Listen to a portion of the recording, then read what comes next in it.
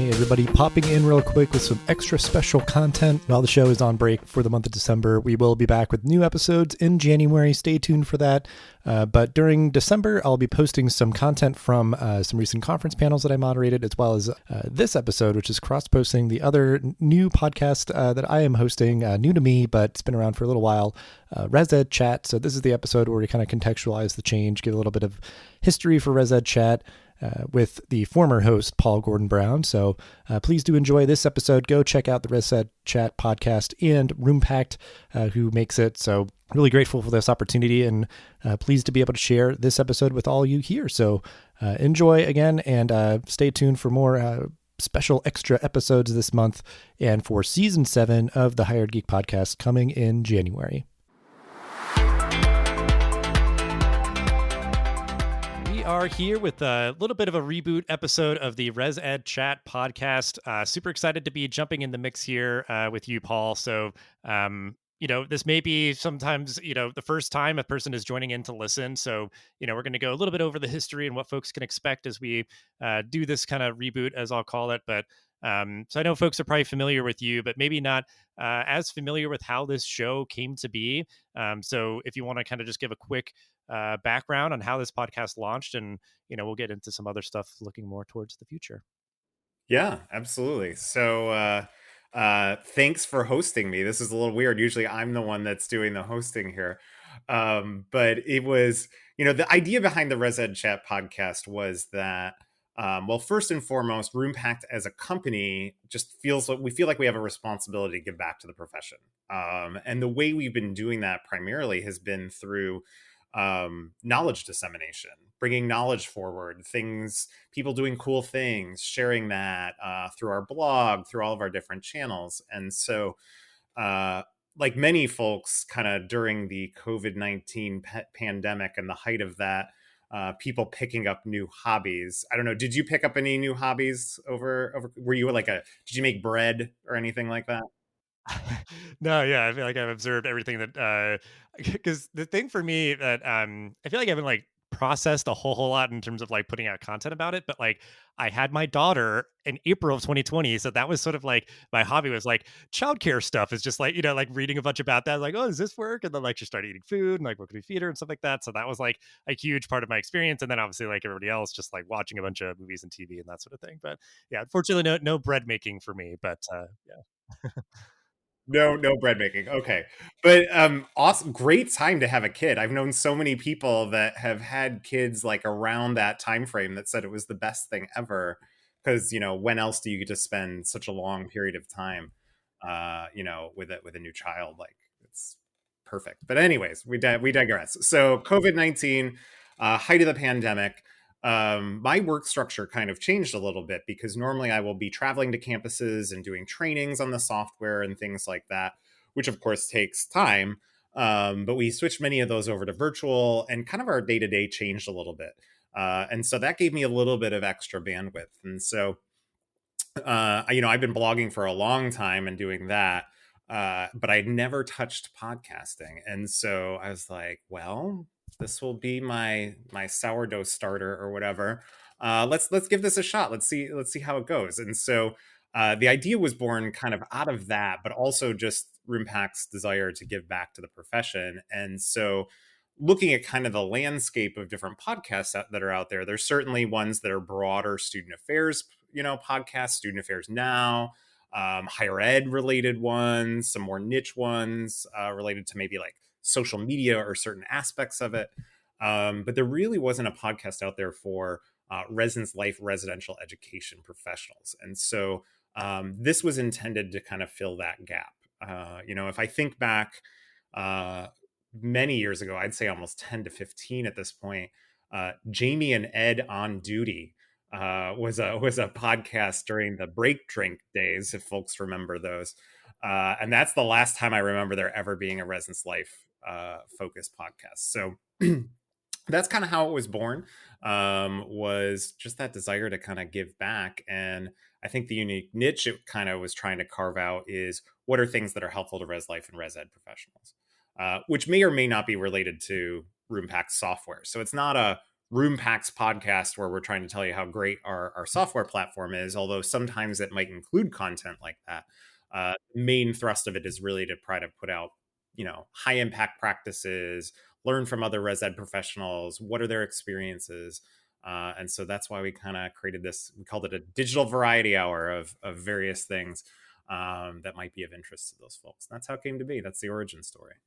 Yeah, it's really exciting because you obviously see yourselves as that sort of good partner. Like you said, creating content that's educational for folks, and being somebody who has podcasted for a long time, I always do kind of see what's out there, and I think uh, recognizing kind of the value of having these conversations in this space where it's like, we could write a lot of this stuff and have guest contributors, and it's like you can still do that, but then like podcasts provide just different medium and just something to engage people in a different way, and that there is just sort of a gap. I will definitely give sort of my endorsement of that, of just like being such a huge part of higher ed and the student experience. It's just funny to me that it just doesn't seem as though, which maybe I'll give people the pass where it's like maybe res lifers, they're all very busy, so just nobody's like been able to kind of invest into it. But again, being those good partners and just saying, well, I have kind of creative, content creative muscles that I'm very willing to kind of, work out in a different way. And, during, just a very tumultuous time, just like getting started with it, getting it out there. And now at this kind of inflection point, we're perceiving this sort of reboot where, I'm more than happy to kind of jump in and help and sort of continue this. Cause like I got my start in res life. So I just, my heart, a piece of my heart has always kind of, stayed in this work and stuff. So, you've immersed yourself in these conversations over, I guess what we can kind of colloquially call kind of season one. It's been, about 15 or so episodes, if I recall. So, what have been some of your favorite moments from, trying a new thing, getting that content out there, whether it's like stuff that people have told you about it, or maybe people that you've met or something. Just any favorite moments, any little anecdotes. Yeah.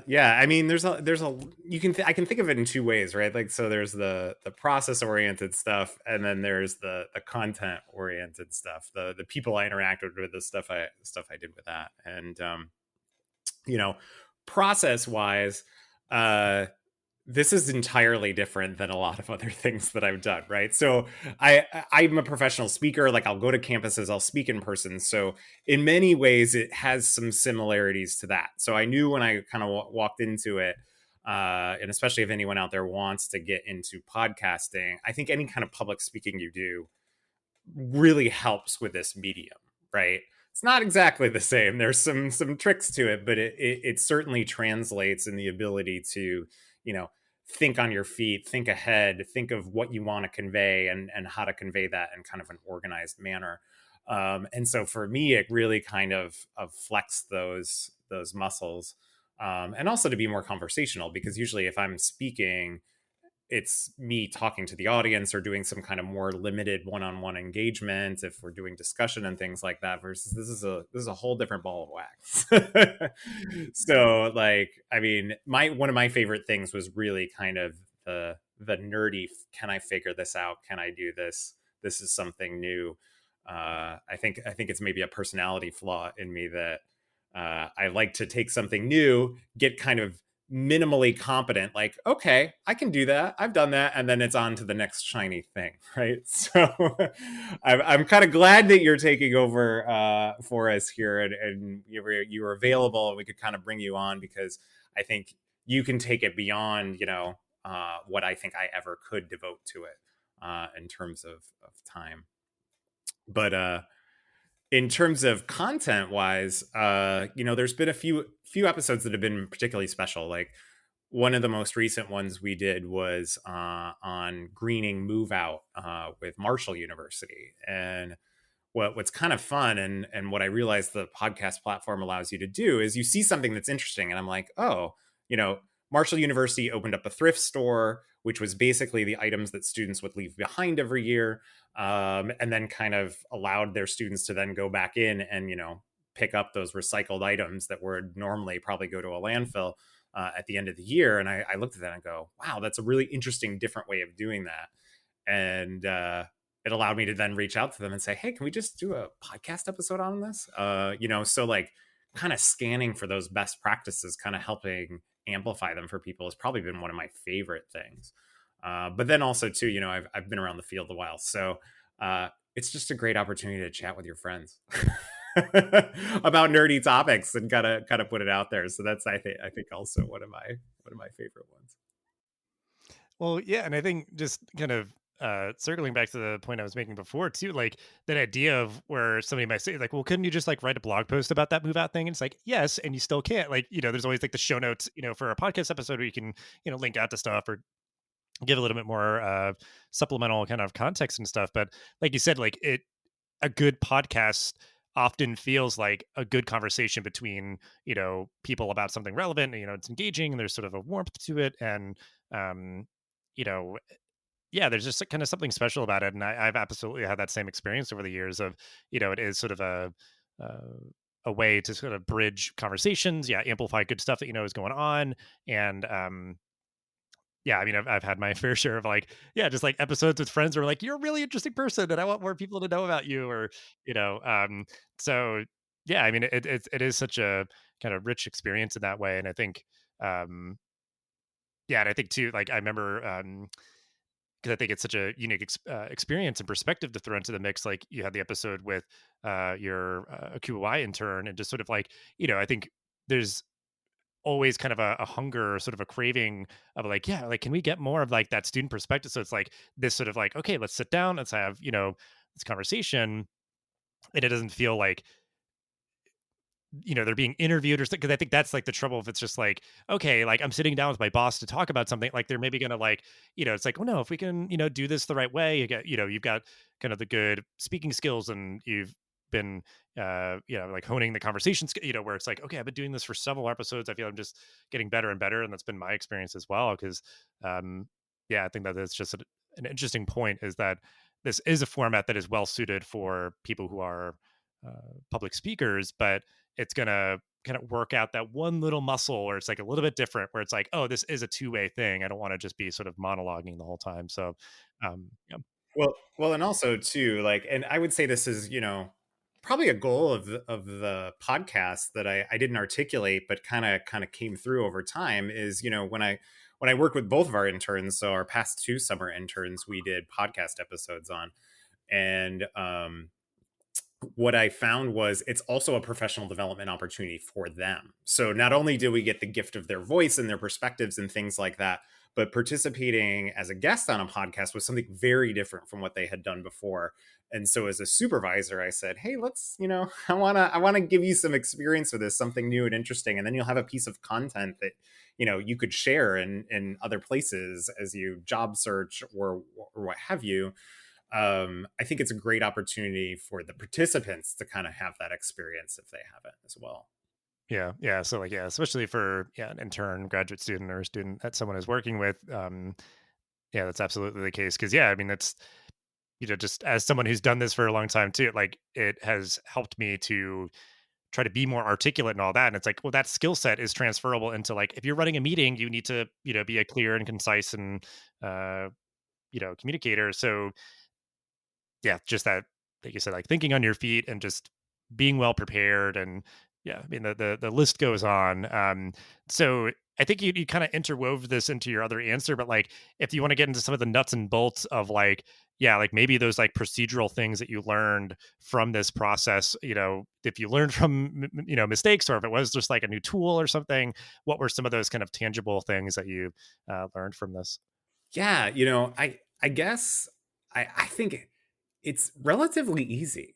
It's hard and it's easy. Let me put it that way. I'm not going to say this is simple, right? Like there are, I'm not going to devalue your expertise in this area because it is high, but it is both simple and difficult. Meaning, if the barrier to entry for someone that wants to start doing it is like, oh, how do I figure it out? There's a lot of platforms that will automate those things that make it relatively simple, right? Like, so the setup is not that hard.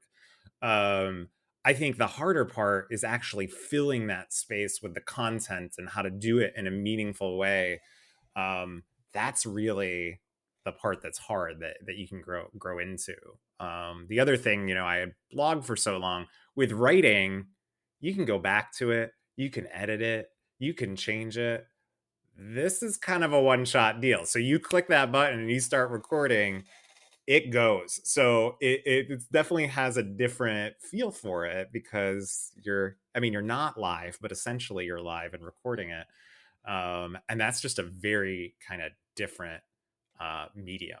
If I've taught in some master's programs for higher ed, and if I were to do that again, I think I would force them to record a podcast episode to give them the experience of hosting one, being able to public speak, like a different form of giving like a presentation in class. I'm assuming the outcomes would probably be very similar.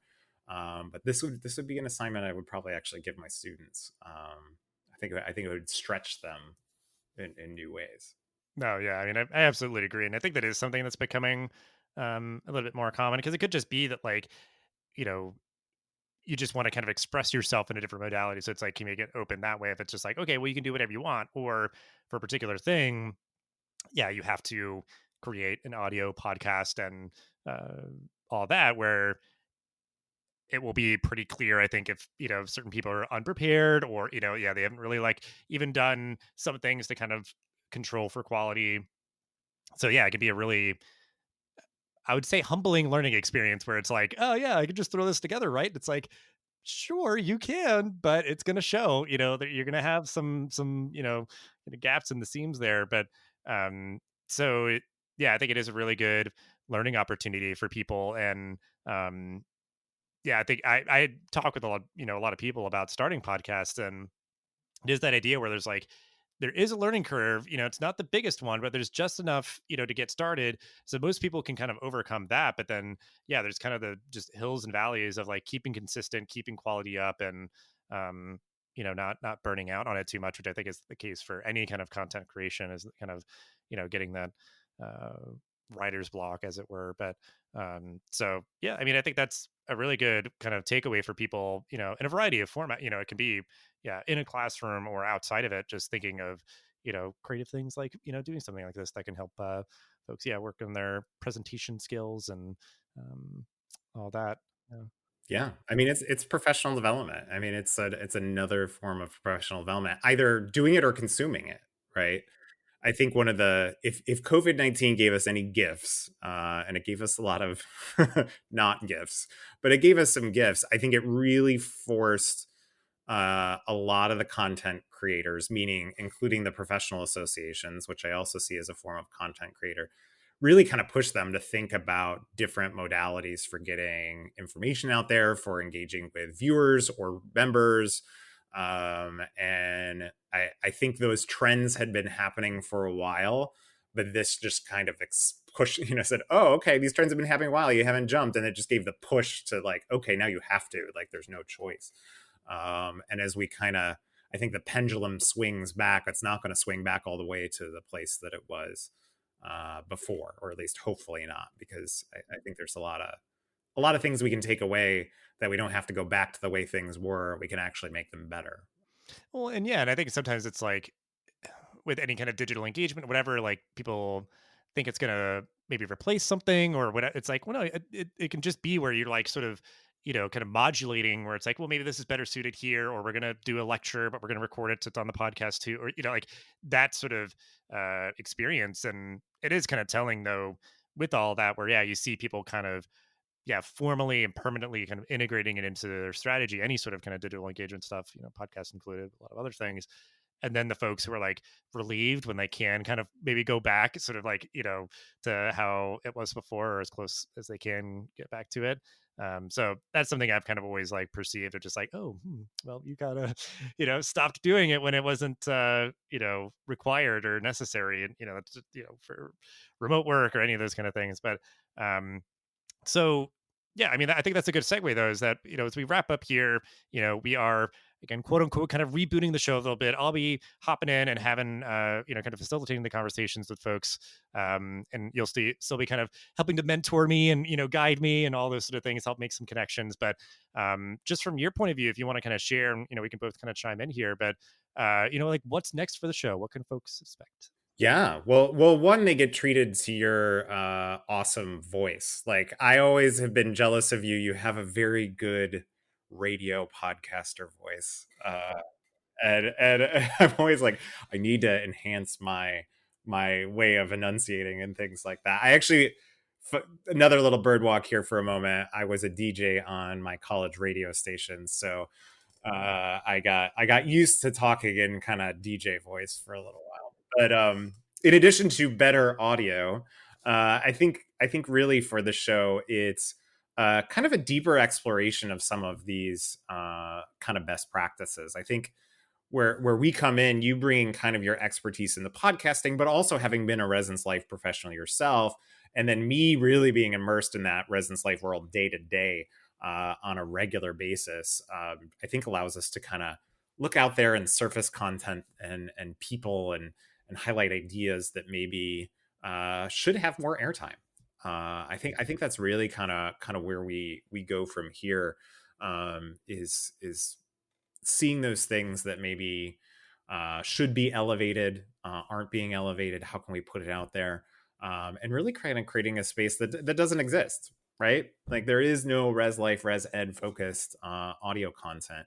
Akuhuai did just start a podcast, but there's a little more focused on history and talking to some people that kind of do that. It's a slightly different topic area, but that's what I'm excited for, is to kind of bring the talents of all these people together, and kind of really highlight them.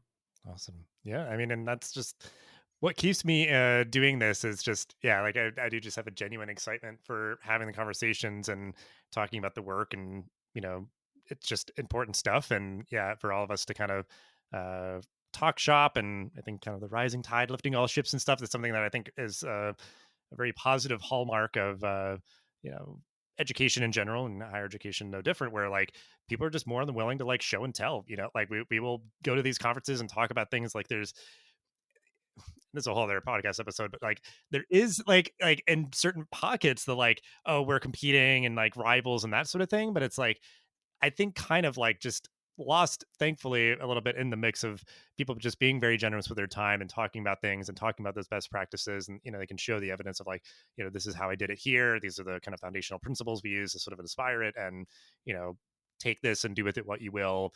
People kind of remix it and mash it up and create something else great, on their campus that kind of works better for their, environment and everything. And I think something that I always appreciate, just having talked with a lot of people, just doing a lot of different works where, like stuff like, digital engagement, kind of just, I think that's part of your all's ethos too, but just like, how do these sort of concepts show up in the very traditional, like on ground person to person? It's like, how do we sort of augment the work that, has been a part of the college experience for, generations and everything. So, we'll be, just bringing those, best practices and strategies and, just really interesting people and stuff, and just very appreciative of the opportunity to jump in and kind of have this sandbox to play in. And so and we're aiming for episodes every other week, so just keep an eye out on the feed, and I think we'll try to rebroadcast some of the greatest hits to kind of get those back in front of people as well. But super excited to get started. Yeah, thanks. Glad we could collaborate with you. Glad you were available and willing. And I think you're going to turbocharge it. You're going to take it to that next level. I'm pretty excited.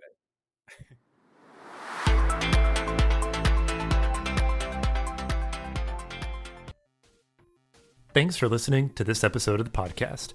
Make sure to rate, review, and subscribe so you never miss an episode. Thanks again for listening, and we'll see you in the next episode of the Higher Ed Geek podcast.